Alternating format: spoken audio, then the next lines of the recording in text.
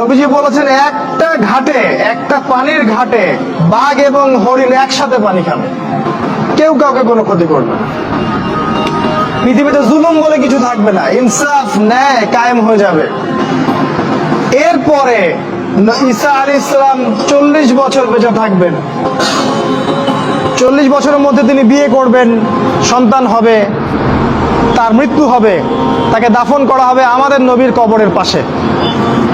এবং তিনি যখন ইন্তেকাল করবেন তারপরের মানুষগুলা আরো জঘন্যভাবে খারাপ হওয়া শুরু করবে, এর রাস্তায় দাঁড়িয়ে জেনা করবে।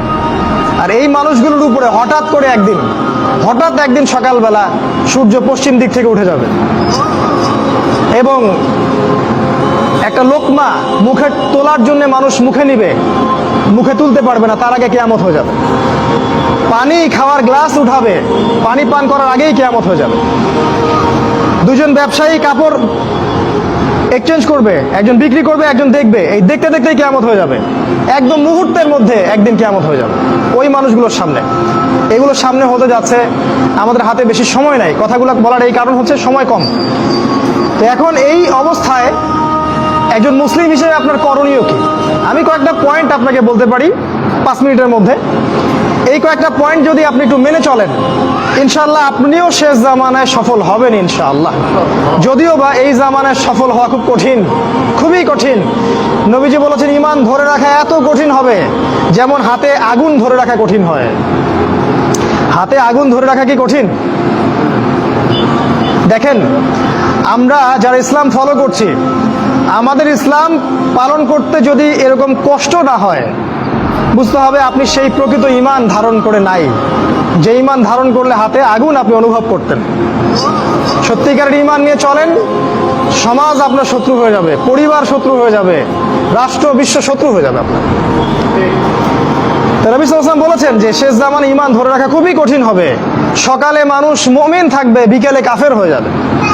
বিকালে কাফের থাকবে, সকালে মুমিন হবে। মানুষ দিনকে দুনিয়ার বিনিময়ে বিক্রি করে দিবে।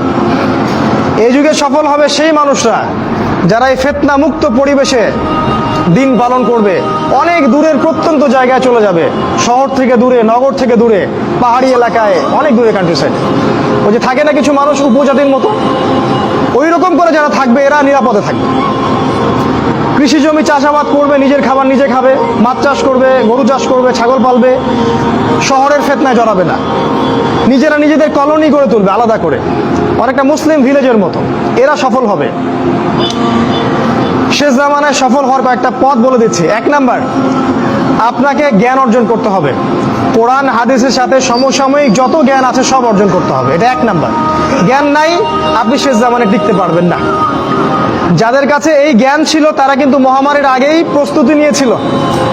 আমি অনেক ওস্তাদকে চিনি, বাংলাদেশের আলেম, তারা এই 2020 সালের আগে হজ করে ফেলছে। তারা আগেই বুঝতে পারছে 20 সালে কিছু একটা হবে, 20 সালে পৃথিবীতে কিছু একটা হবে, তারা আগেই বুঝতে পারছে। কারণ শেষ জামানার পড়াশোনা করেছেন তারা, কার পর কি হতে যাচ্ছে এটা তারা বুঝতে পারছেন, অনুমান করতে পারছেন। তাই জ্ঞান ছাড়া আপনি শেষ জামানায় টিকতে পারবেন না ভাই। জ্ঞান অর্জন করুন, 1 নাম্বার। 2 নাম্বার, জ্ঞান অনুযায়ী আমল করেন। যতটুকু জেনেছেন আমল করেন, কালকের জন্য অপেক্ষা করবেন না। আজকেই নামাজ শুরু করে দেন, দেনা পাওনা থাকলে আজকেই মিটিয়ে দেন। আজকেই পরিবারের সবাইকে ডেকে ওয়াজ করেন, নসিহত করেন যে দেখো সামনের দিনগুলো ভয়ঙ্কর, আমাদের জীবনকে গোছাতে হবে, যা করেছি তওবা করে আল্লাহর কাছে ফিরে আসেন। আল্লাহ পাক গফুরুর রহিম, আপনি তওবা করে এইমাত্র চলে আসেন, আল্লাহ মাফ করে দিবে ইনশাআল্লাহ। আপনাকে আল্লাহ পাক পরীক্ষা করবেন, আপনি সত্যিকার তওবা করেছেন কিনা। আপনাকে প্রমাণ করতে হবে নামাজের মাধ্যমে, জ্ঞান অর্জনের মাধ্যমে, ভালো কাজের মাধ্যমে, সদকা করার মাধ্যমে। সৎ কাজের আদেশ করবেন, অসৎ কাজে নিষেধ করবেন। আপনি ইসলাম পরিপূর্ণরূপে পালন করার চেষ্টা করেন।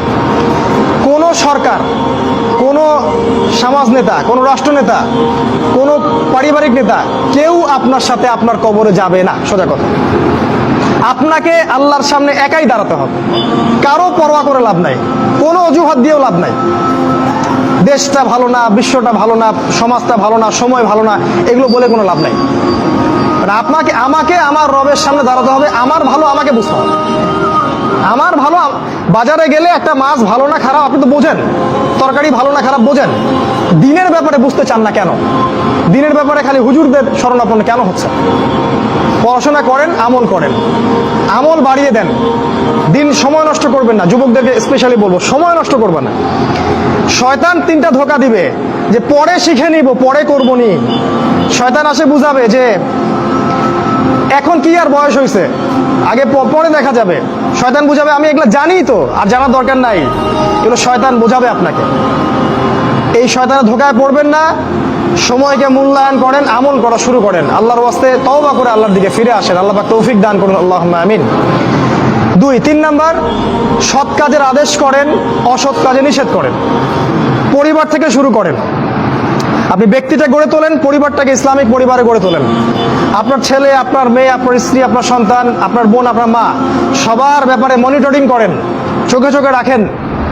আপনি জানেন না আপনার ছেলেটা অনেক আগেই জেনাকারী হয়ে গেছে, আপনি টের পান নাই।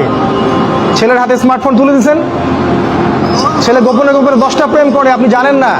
ও দুধ খায় না এখন, আপনি মনে করছেন যে ও দুধ খায়, ও অনেক ম্যাচিউরড হয়ে গেছে। আপনার মেয়েকে দেখে মনে হয় খুব পর্দা করে, দেখেন ভিতরে ভিতরে কোনো ছেলের সাথে সম্পর্ক তৈরি করে ফেলছে। অনেক ঘটনা ঘটে যায়, আমরা সরল মনে অনেক কিছু করি। আপনার ওয়াইফকে দেখেন, আপনি যখন বাসায় থাকেন না, কি করে না করে মনিটরিং করেন। টিভি বন্ধ করে দেন, সিরিয়াল টিরিয়াল বন্ধ করেন।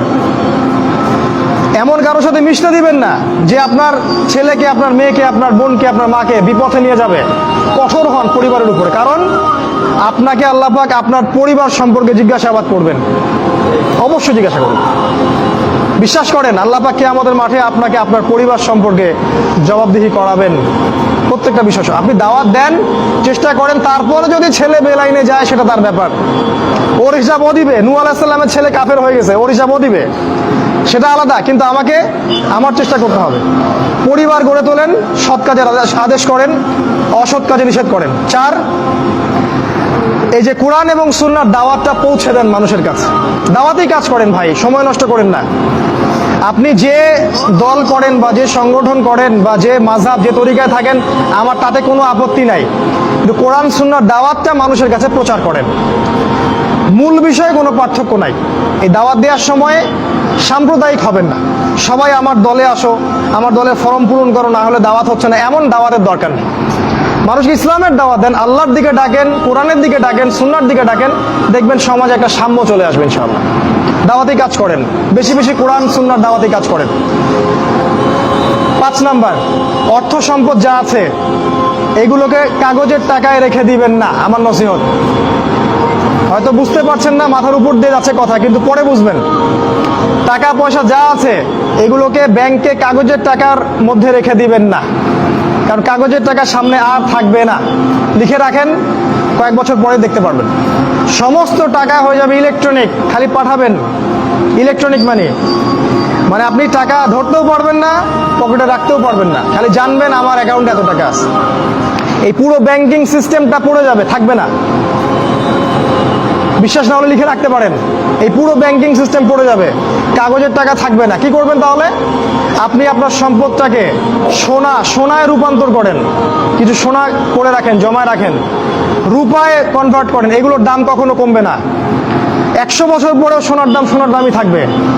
তো 10 বছর পর আপনার 10 লাখ টাকার মান 10 লাখ টাকা থাকবে না, দাম পড়ে যাবে, আপনি সম্পত্তি হারাবেন। এইভাবে তারা সারা বিশ্বকে লুট করছে, এই কাগজের টাকা দিয়ে তারা সারা বিশ্বকে লুট করছে।